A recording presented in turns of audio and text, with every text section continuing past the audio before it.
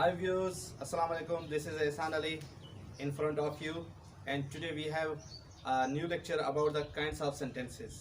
Yesterday we have studied about the sentences and the basic English grammar. Let's suppose what is grammar, language, and many more things. But today we will learn about the kinds of sentences. First of all, we have to know how many kinds are there in sentences. There are 5 kinds of sentences. Kinds of sentences में number 1 आहे declarative sentence, number 2 आहे imperative sentence, number 3 आहे interrogative sentence, number 4 आहे असांजो exclamatory sentence. हाणे ॾिसंदासीं असां declarative sentence छा खे चइबो आहे.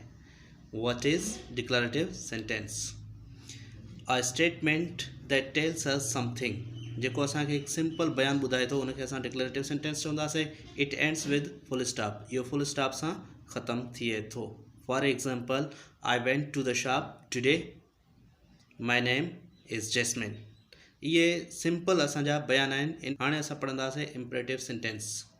इम्परेटिव सेंटेंस जी डेफिनेशन आहे tells someone to do something.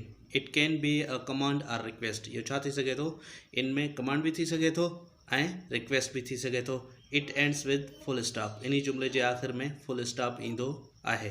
For example, we have a sentence please complete your homework for tomorrow, go to school now. ऐं हाणे आहे इंट्रोगेटिव सेंटेंस. इंट्रोगेटिव सेंटेंस छा खे चइबो आहे. It ask the question. इहो छा कंदो आहे, सवाल पुछंदो आहे. It ends with a question mark. ऐं इंट्रोगेटिव सवाल जे आख़िर में हमेशह क्वेश्चन मार्क लाज़मी ईंदो आहे, न त असांजो जुमिलो ग़लति हूंदो. For example, where do you live. Number 2, what time did you go to the shop. इहे ॿई असांजा छा आहिनि, इंट्रोगेटिव सेंटेंसिस आहिनि. ऐं हाणे पढ़ंदासीं एक्सक्लेमेटरी सेंटेंस. एक्सक्लेमेटरी सेंटेंस छा खे चइबो आहे, sentence that shows strong feelings. A sentence that showed strong feelings. It ends with an exclamation sign. यो exclamation sign खे ज़ाहिर कंदो आहे.